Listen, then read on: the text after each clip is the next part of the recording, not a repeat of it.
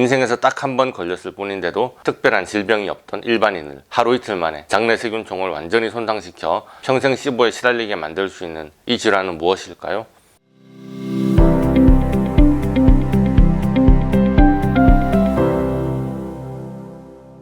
안녕하세요, 명쾌한 최원장입니다. 지난번에 과민성 대장 증후군이 아니라 시보, 소장내 세균 과잉 증식증을 의심해야 되는 11가지 상황에 대한 영상을 올려드렸습니다.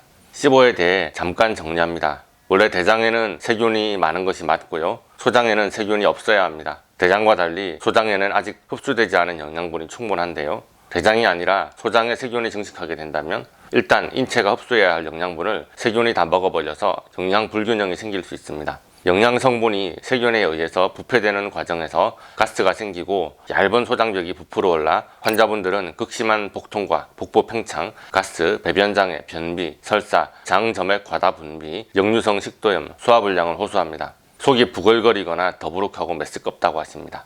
심한 경우 아예 식사를 하지 못해 거식증으로 악화되기도 하고요. 이런 증상을 시보, 소장내 세균 과잉 증식증이라고 하죠.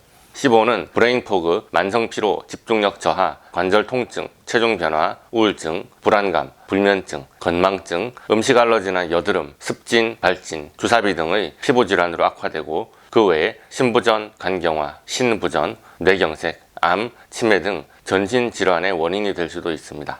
자, 제가 시보 영상을 준비하는 과정에서 국내 자료를 많이 찾아봤는데요, 신기하게도 시보의 검사법과 치료법, 약에 대한 자료만 많고 시보가 생기는 원인에 대한 이야기가 거의 없네요. 시보를 치료하려면 어떤 질병을 치료해도 마찬가지지만 질병의 원인을 핵심적으로 파악하고 그것에 대한 해결 방안을 짚어낼 수 있어야 합니다.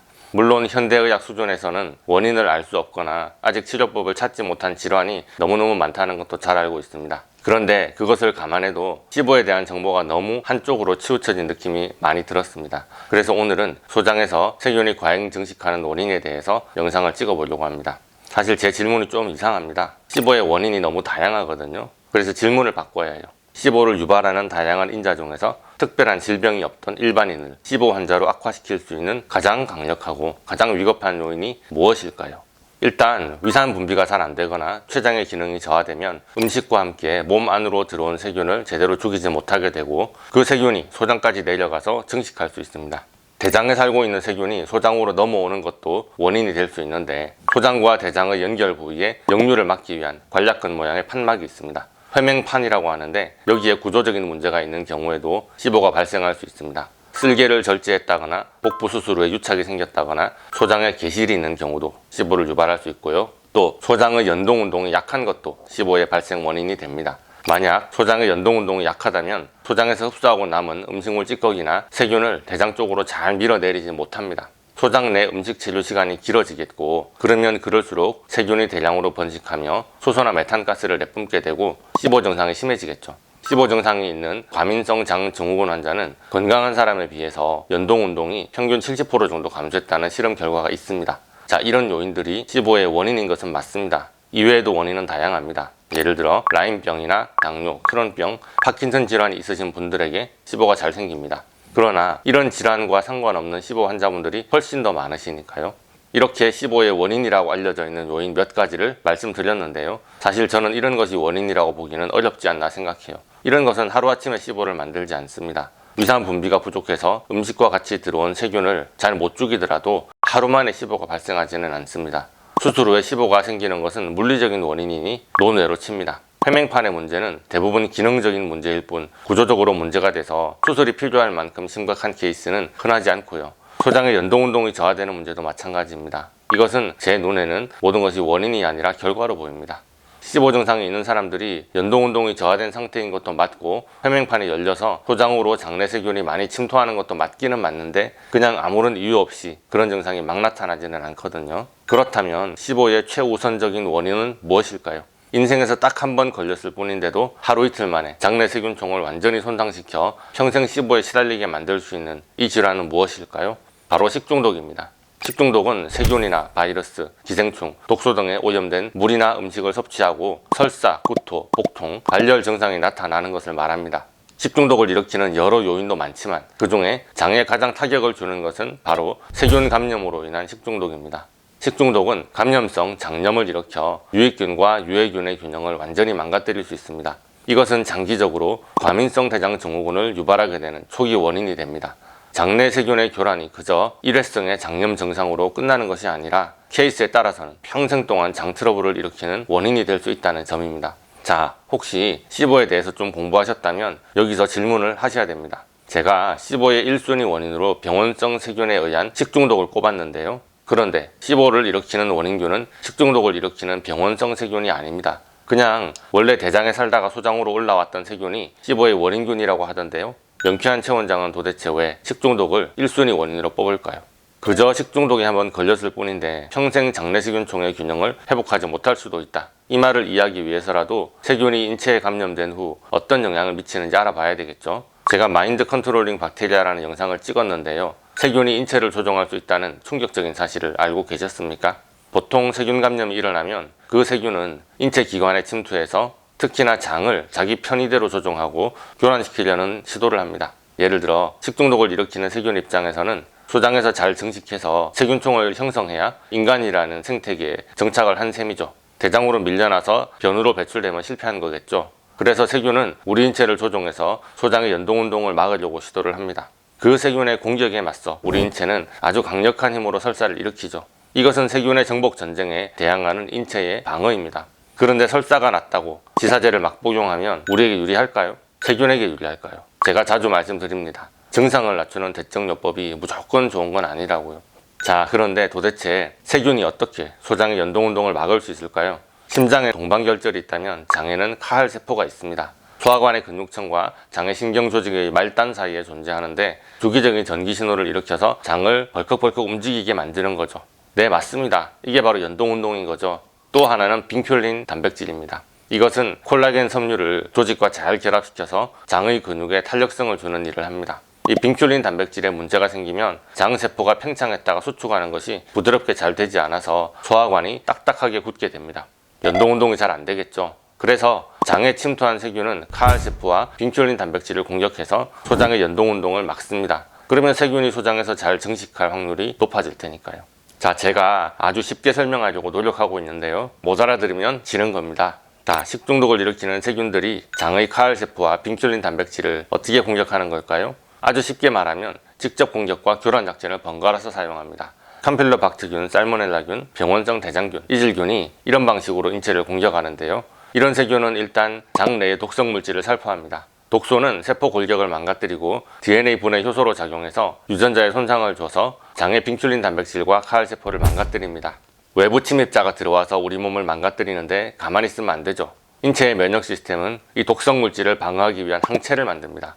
그런데 문제가 있어요. 이 독소는 빙슐린 단백질과 아주 닮았습니다. 적진에 침투할 때 적군의 옷으로 갈아입고 상대편으로 위장하는 것과 비슷하다고 생각하면 이해가 되실까요? 이것을 의학용어로 분자 모방이라고 합니다.